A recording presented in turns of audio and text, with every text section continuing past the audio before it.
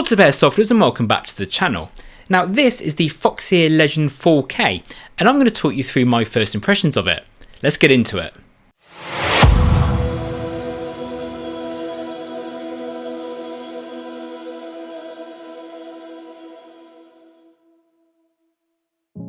Now if you're a regular on my channel, you'll know I produce gameplay videos, and in those videos I use footage taken from this, my Runcam Scopecam 4K. You may then ask, why have I bought a new Scopecam? Well, I've never been overly happy with the quality of the footage I've got off the Runcam. Also, the model I have has the 14mm lens, which is good for filming at ranges of sort of 30 to 70 metres. Now this is great if you're a sniper, however I've recently sold my SSG 96 and now I'm engaging targets much more in the short to medium range instead. This is why I've gone for the 25mm lens version of the Foxeer Legend 4K, which is more for the sort of 20 to 50 metre range. Other lens options for the Foxeer include a 35mm and a 50mm. The larger the number, the further the range it focuses at. You'll probably also ask why I didn't buy the new Runcam 2 4K model just with a wider lens option, and I did consider sticking with the Runcam brand. Granted, I have encountered issues with their models in the past, most notably with the light version, however my 4K model has been running flawlessly for me. Specs wise, the Foxeer and the Runcam 2 4K are very similar. I won't do a deep dive into the specs, I'll put links to both cameras in the description below so you can go and check them out for yourself. There are however a few key points worth mentioning. They both have full metal bodies and can shoot at 4K 30 frames per second, however the new Runcam also boasts an IP64 waterproof rating. Although the Foxeer doesn't claim to have any water protection rating, looking at the construction of the camera, I can't see many places where water could easily get in. I'd wager it would hold up just fine under some light rainy conditions, however I wouldn't quote me on that and I'll let you know later in the year when the weather starts to turn. The Foxeer also comes with these 20mm Picatinny rails on the side. Now I'm not overly sure these would get used, perhaps you could mount your power bank there, but personally I don't see me using them. Where the two cameras do differ though is when it comes to batteries.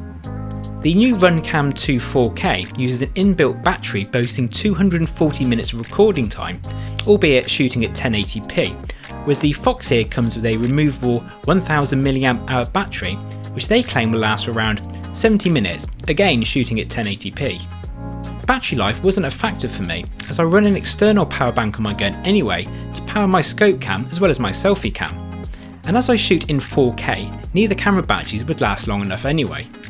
However, if you don't care for shooting in 4K and you don't want to run an external power source, then there's no denying the appeal of the Runcam with its larger battery capacity.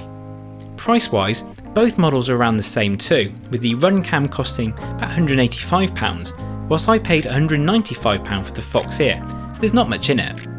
Ultimately, my decision came down to two factors. The first being the fact that the Foxeer comes with a better sensor.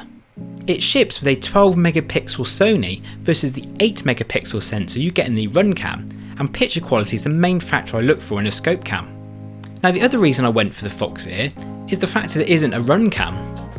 In an effort to explore all things airsoft and share my findings with you, I felt it was better to try a different brand to one I've spoken about in the past. So now I've gone over why I chose the Foxeer, let's delve into my initial thoughts of this camera, bearing in mind I've not yet used it out in the airsoft field. Overall, I really like the form factor and the metal body of this camera. It feels a lot more sturdy compared to my current Runcam 4K, which has a plastic body. It also comes with a full metal mount too, which if you've seen some of my earlier videos about the Runcam, you'll see why this was important, as the older versions of the Runcam ship with a plastic mount which tend to snap off when you tighten them. Granted, they've now addressed this issue and will ship with a metal mount, however there are still plastic parts used in this crucial part of the camera where it mounts to your gun. One thing to note though is to attach the Foxeer to your gun, there is no thumb screw to tighten it up, you'll instead need to use a small Allen key. Now this isn't a massive issue, as once the camera is on my gun, I'd only be removing it if I wanted to swap it to a different gun, and I don't see a reason why I'd need to take it off in the field. As mentioned before, although it's not classed as being waterproof, looking at the buttons on the top, there doesn't seem to be any gaps where water can easily get in. You have two main buttons, one being to turn the camera on and off, as well as toggling between the video and photo mode, and the other being your record button. Next to these, you'll find the indicator lights to tell you which mode you're on, blue for video or green for photo, as well as a Wi-Fi icon. Now you can turn these indicators off in the app. Looking around the back of the camera, you'll notice there are 2 ports on the back.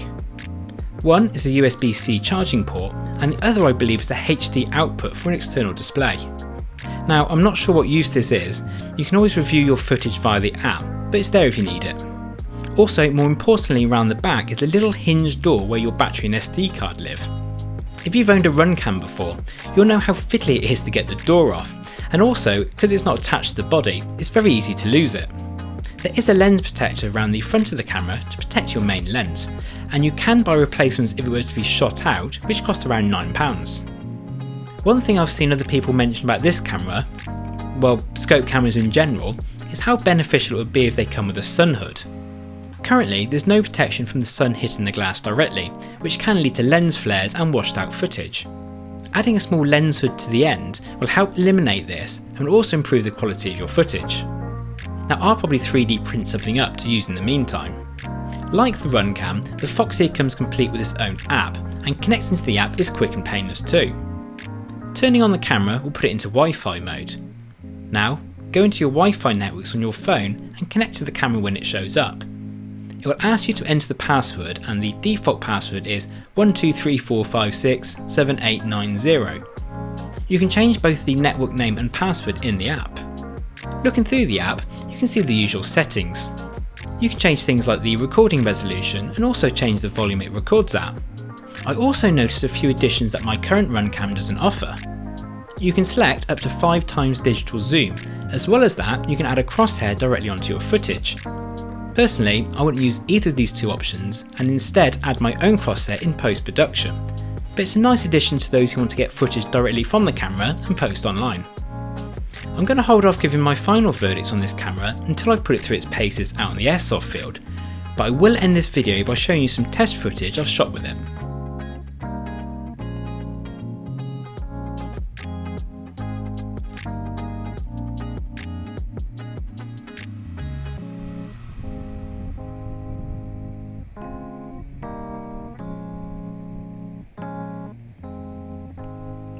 Well, there we have it, a brief overview of my new Scopecam. I hope you found this video useful. If you're new around here, please remember to like, comment and subscribe below, and hit that little bell icon to get notified when I drop new footage, and I'll see you in the next one.